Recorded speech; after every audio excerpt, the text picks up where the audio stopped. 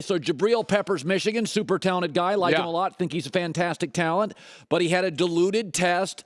Let me guess. It was he drank too much water. Wink, wink.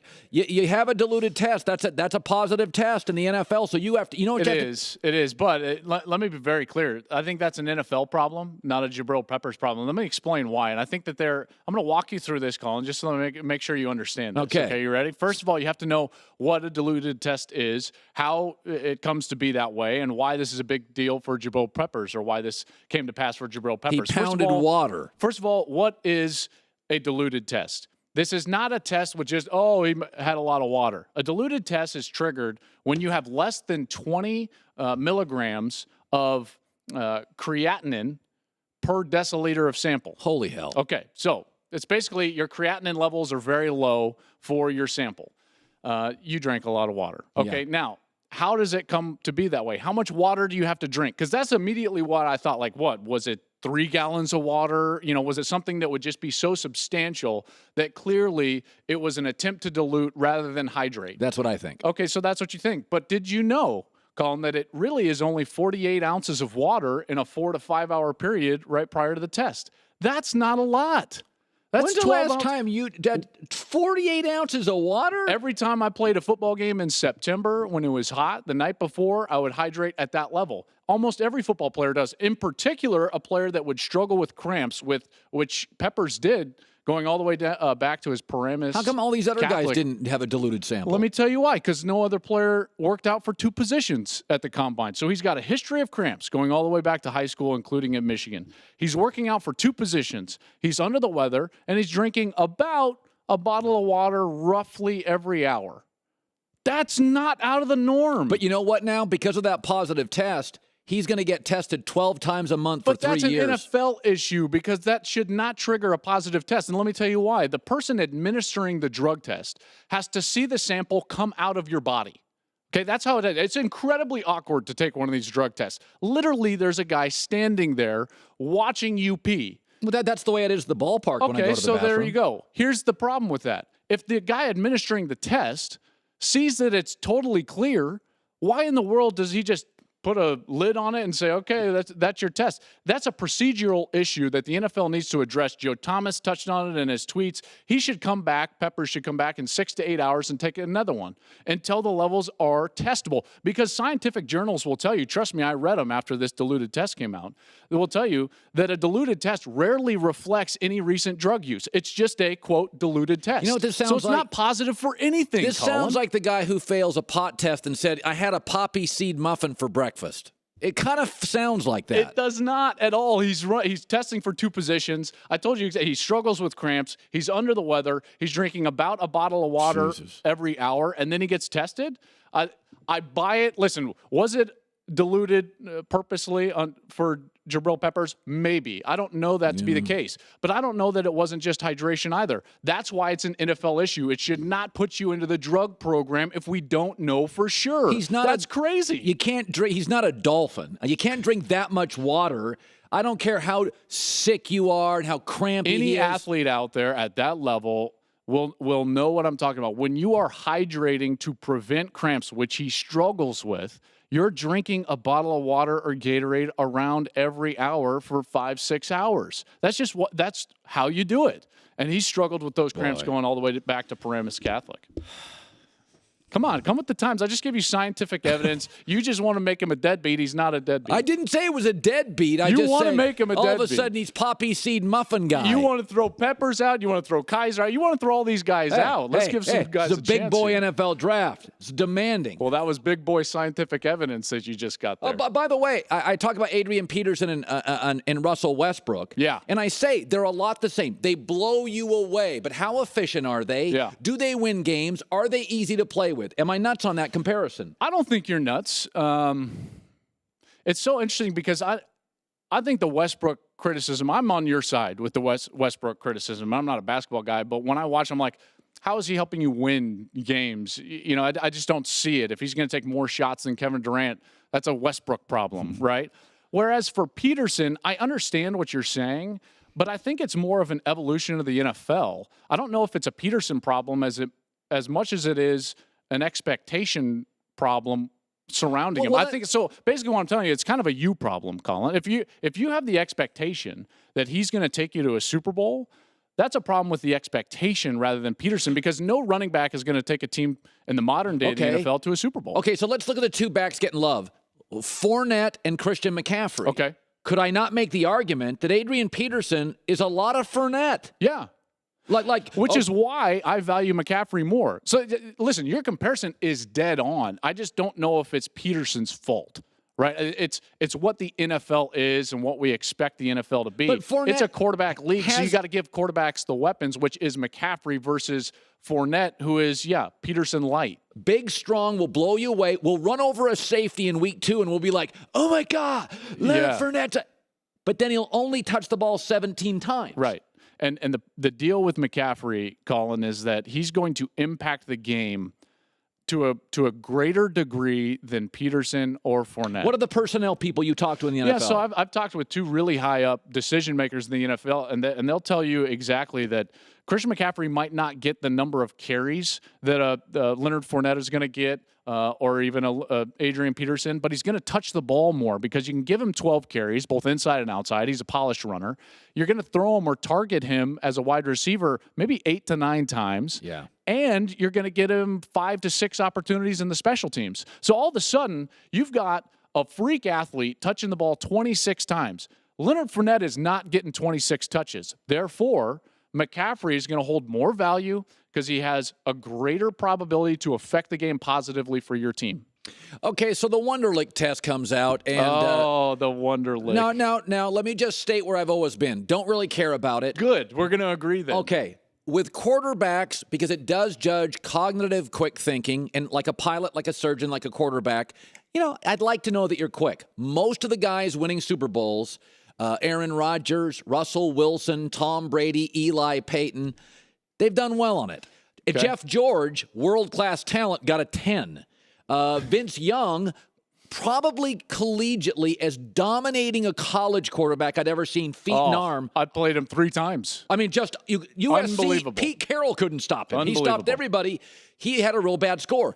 So it's not the be-all, end-all. Right.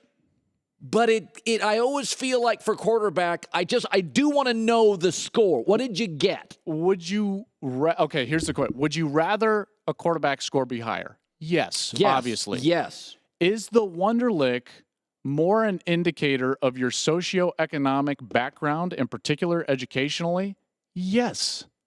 So why do we put so much stock into it? Do you see what I'm saying? It's more a test of, did you have a great education growing up? Because you're going to talk about adjacent and parallel and the difference between the two, and you got to answer them quick and things of that nature, versus get up on the whiteboard and let's talk some ball. Let's talk spacing and movement and structure. Because you're not getting that in the Wonderlic. It's a strictly academic test, in particular, like you were talking about, in a quick thinking time frame, 12 minutes to answer 50 questions. But isn't quarterback sometimes an academic position to some level? I think it's an artistic position because spacing and movement and disguises are an artistic type of that feels more realm. Parcells than Picasso to me. I got to be honest with you. I will tell you, listen, do you have to learn it? Yes. Is there structure to it? Yes, there's clearly structure to it. I think that guys that are good at mathematics, in particular geometry, also excel at the quarterback position. Their mind is made for it. That's what I'm saying. I understand that. But again, the Wonderlic is a greater test for what your socioeconomic educational background was, rather than are you a quality quarterback or do you have the mental makeup to be a quality quarterback? Because I have seen guys that are not very smart in the book be very smart on the whiteboard. And I always am going to gravitate towards the guy that's smart on the whiteboard. So why do we give so much stock to the Wonderlic test? Here's my argument. I think it's an archaic test. Okay, I don't think we give a lot of stock to it. I hope the decision makers don't. You know? I think there is this now, your Wonderlic shaming. I don't think we give a lot of stock to it. It just becomes a story. I think it becomes a day story on the internet. But I don't think anybody in the NFL puts a lot of stock in it. But I do think I'd like to know quarterback Wonderlic scores. If I saw Jeff George 10, I would go to my GM and say, guys, that really concerns me. But see, that's what I'm saying. It affects you, and I don't think it should. Oh, boy, a 10? If I was down to 2 quarterbacks, if Trubisky and Deshaun or something, all of a sudden one gets a 10, one gets a 28, I'm not going to sleep well the night before the draft. I would default completely to my meeting with him on the whiteboard. Could he talk ball? Can we get in there and talk NFL schematics? You know who can talk ball? Who's that? You're looking at him right here. I had to talk ball. I had to educate you about the diluted test. Okay, time out. Just stay there. You don't have anything to do. Why don't you just stay there? Okay, I'm here. I got some more stuff. Okay, let's do it. Okay, Joel Klatt. Back in a second. Joel Klatt's back with us, the voice of college football here at Fox. Fox Sports Radio, Thursday night. He, Glazier, Chris Spielman, live Hard Rock Cafe, downtown Philly, talking NFL draft. So, first of all, I like, before the draft, I like all this heat. You like all the stories? I like Warren Sapp, put it on the board, comes out with Myles Garrett, says, lazy kid, I don't buy it, seen the tape. That's the second football guy. Booger McFarland, another network, came out and was like, I'd run right at him. Now, you can make the argument that in the SEC, the spread offenses, defensive linemen now are having to play 28 more snaps. Sure. They're more tired. They're 300-pound athletes. And defenses, to go further, they're less elastic in college football. You're not going to move him around and get him the best matchup. You're not asking him to rush every single down. Maybe he's a gap player. So you're never going to have the production from a sack guy in college football that you would in the NFL level. So the Warren Sapp comments, to me, I think they're interesting. This kid ducked out of an interview at another network because he didn't want to be talked. Should I be concerned about Myles Garrett?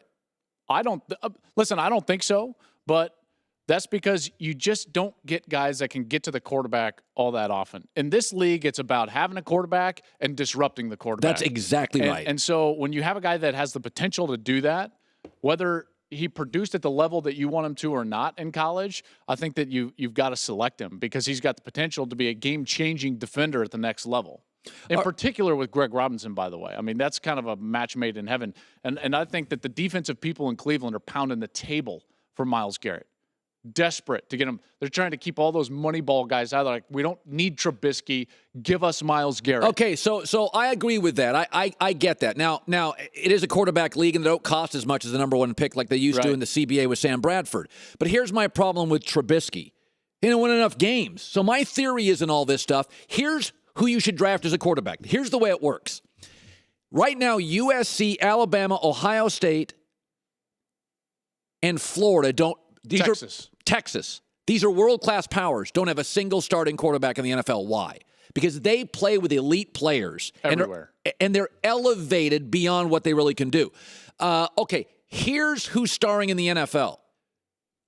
Guys who played at mid-level programs, Purdue, NC State, that elevated their team to an unnatural place. Drew Brees took Purdue to a championship. Yep. Phillip Rivers made North Carolina State really, really good. Look around. What did Matt Ryan do at non-traditional power? Yeah, he was great at BC and made them competitive. If you look in the NFL... Andrew Luck at Stanford. They're guys that don't go to the Big Five schools. They don't go to Bama, Ohio State. They don't go to those places. What they do is they go to the major conferences overwhelmingly and take good programs that win 6.5 a year, and they win 9. Yeah, I don't disagree with that. So Trubisky won fewer games than the quarterback the year before. I definitely think there's a lot of validity to what you're talking about because the bottom line is that this sport is played in situations, and it's played with the live bullets flying, and you're not doing this in shorts and a T-shirt. And, what does his arm look like in a perfect scenario? It's very rare that your platform is totally clean in the National Football League from the pocket. My biggest takeaway is that I think quarterbacks generally succeed if they are able to control the game, whether it's mentally or physically, from the pocket. You can't control the game like Menzel did from outside of the pocket in college and translate that into the National Football League. And I don't think Trubisky controls the game from the pocket. The two guys that had the ability to do that at times in college were Watson and Kaiser. I know you've already written off Kaiser because he didn't come on your show. Off my board. He's off your board. But that's why, Deshaun Watson's going to hold a lot of value. And when push comes to shove, and remember this when you're watching the draft Thursday night and even into Friday, when push comes to shove, the football people in the room still want football guys that they're comfortable with, the alphas of the world, in particular at that position. And I can tell you to a man, the people that I've spoken to around the league have effusive praise about Deshaun Watson in their meetings. Okay. And so I think Watson's going to have a great chance to jettison up there into the top 10. What I think is going to happen, Colin, is I think the Browns, the Moneyball people in that organization are going to fall in love with Trubisky. They're going to take Garrett number 1 and then jump ahead of the Jets with all those picks that they have this year and next year in the top 2 rounds and go back into the top 10, have 2 top 10 picks and get Trubisky, which is going to leave the Jets Deshaun Watson. I think that that's a real possibility in the top 10 come Thursday night. And I think New York fans, could have a really good quarterback.